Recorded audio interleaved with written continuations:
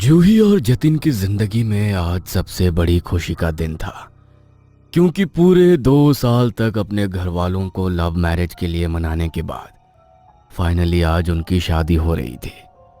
मनाली में उन्होंने destination wedding plan की थी और सब कुछ उनके हिसाब से बहुत अच्छी तरह हो गया था। रात को सब लोग होटल में ही रुके थे, मगर शादी पूरी होने के बाद वो लोग रात को ही पैकिंग करके वहां से निकल जाना चाहते थे। अरे कितनी बार बोल चुकी हूँ तुम दोनों को कि सुबह चले जाना। पता है ना रात को गांव का वो रास्ता ठीक नहीं है। अरे माँ, क्या तुम भी? हम बस शादी करने के लिए इस गांव में आए हैं और तुम्हें तो पता ही है गांव के लोग अफवाह फैलाने में कितने आगे होते हैं। हम शहर वालों को डराने में ना जाने इनको क्या मजा आता है। हाँ मम्मी जी, ऐसा कुछ भी नहीं है, प्लीज़ आप टेंशन मत लो। और आपको तो पता ही है कल हमारी फ़्लाइट है। हम अभी यहाँ से नहीं निकलेंगे तो कल फ़्लाइट भी टाइम पर नहीं ले पाएंगे। वो जो भी हो बहू, लेकिन मैं इतनी रात को तुम दोनों को यहाँ से नहीं जाने दूंगी। फ़्लाइट तो दूसरी भी हो जाएगी, लेकिन अगर तुम दोनों को कुछ हो गया तो मैं क्या करूँगी? दीदी बिल्कुल ठीक कह रही हैं साहब। हम तो इस गांव में रहने वाले ही हैं।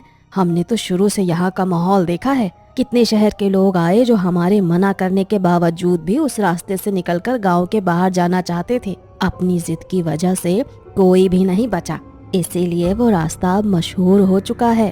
अब तो कोई शहर वाला भी रात के समय वहां से गुजरने की हिम्मत नहीं करता।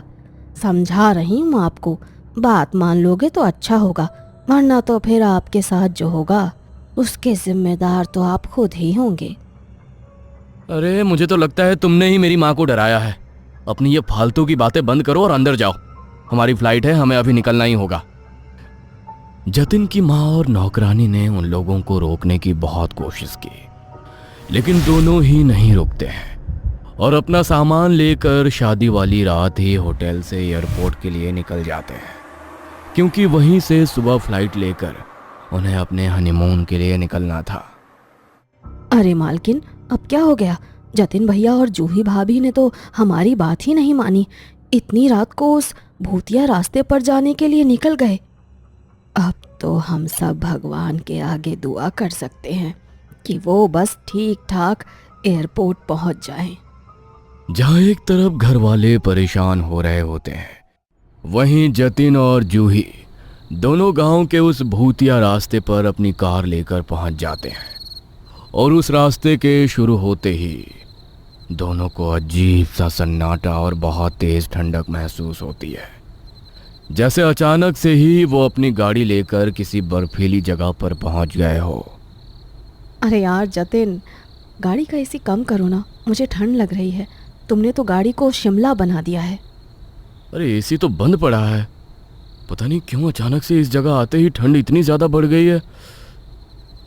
लगता है गांव का इलाका है, इस वजह से ऐसा हो रहा है। ठंड को नज़रअंदाज कर जूही जल्दी से गाड़ी में गाने लगा लेती है।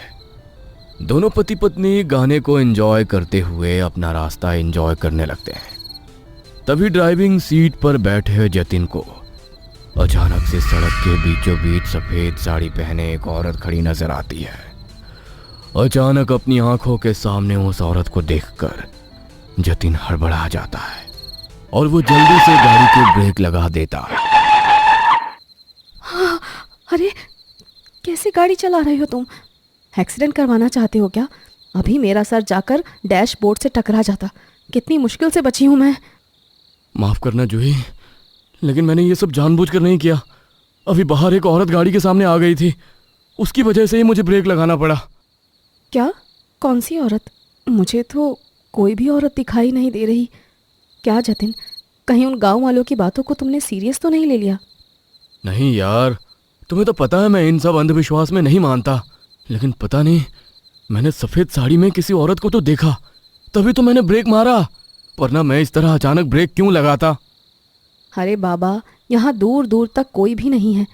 तुम औरत की बात कर रहे हो, मुझे तो यहाँ पर कोई जानवर भी नज़र नहीं आ रहा है। तुम गाड़ी चलाओ, वरना अगर ऐसे ही रुक रुक कर चलते रहे तो पक्का हमारी फ्लाइट मिस हो जाएगी।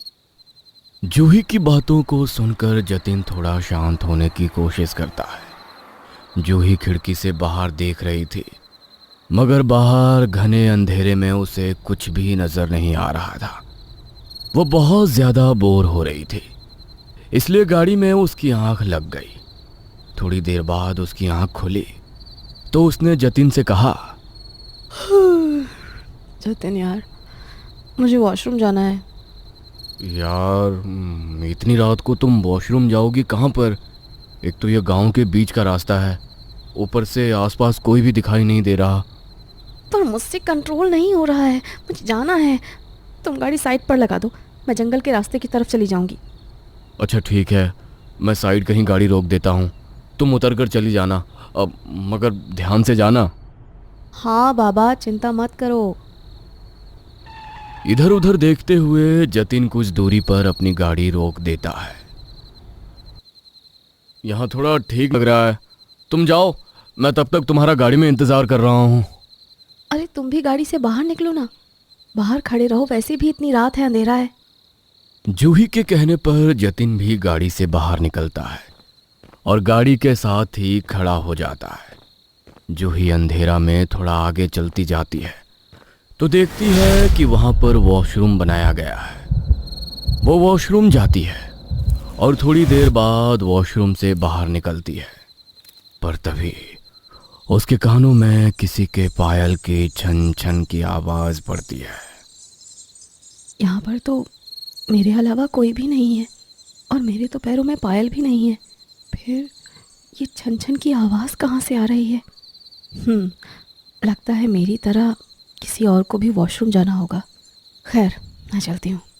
जूही बाहर जाने के लिए आगे बढ़ती है, तभी उसे फिर से वही पायलों की आवाज सुनाई देती है और उसे ऐसा लगता है जैसे अभी अभी उसके पीछे से कोई औरत गुजरी हो। वो पीछे मुड़कर देखती है मगर उसे वहां कोई भी नजर नहीं आता। जूही के माथे पर डर के पसीने की बूंदें साफ झलक रही थी। वो जल्दी जल्दी अपने कदम वहां से बढ़ाने लगती है। हे भगवान, यहाँ तो कोई भी नहीं है। लगता है मैं अभी सोकर उठी हूँ तो मुझे भ्रम हो रहा है। नींद में वही गांव वालों की बातें बार बार मेरे दिमाग में घूम रही थी। शायद इसी वजह से मेरे साथ ऐसा हो रहा है। जूही पीछे देखते हुए ये बोल ही रही होती है कि तभी उसे महसूस होता है कि जैसे उसके कंधे पर किसी ने अपना खुरदरा सा हाथ रखा हो। डर से जूही के पैर वहीं जम गए। उसने हिम्मत करते हुए पीछे मुड़कर देखा तो उसके कंधे पर पेड़ की सूखी डाली गिर गई थी। ये देखकर वो थोड़ी शांत हुई और जल्दी से वहां से भागकर बाहर की तरफ आ गई। वो बहुत बुरी तरह घबराई हुई थी और उसका पूरा चेहरा पसीने से भीगा हुआ था। अरे जूही, क्या हो गया? तुम इतनी घबराई हुई क्यों हो और तुम्हें इतना पसीना क्यों आया हुआ है? जतिन कुछ अजीब है यहाँ पर। मुझे यहाँ पर अच्छा नहीं लग रहा। प्लीज़ चलो तुम यहाँ से। अरे बाबा, लेकिन हुआ क्या? कुछ बताओ तो सही। अरे अभी ये सब पूछने का समय नहीं है, प्लीज़ जल्दी निकलो यहाँ से। जूही जल्दी से जतिन के साथ जाकर कार में बैठ जाती है। जतिन ड्राइविंग करनी शुरू करता है। तभी थोड़ी देर बाद उसकी नज़र जूही पर पड़ती है। जूही के बाल खुलकर उसके चेहरे पर गिरे हुए थे और वो एक टक बस सामने की तरफ ही घूरे जा रही थी। अरे जूही, कैसे बैठी हो? ठीक से बैठो ना। जूही, मैं तुम्हें बोल रहा हूँ, सुन क्यों नहीं रही हो? ये बाल इस तरह क्यों खोले हुए हैं तुमने? जतिन की बात का जूही पर कोई असर नहीं होता और वो उसकी बात को इग्नोर कर देती है।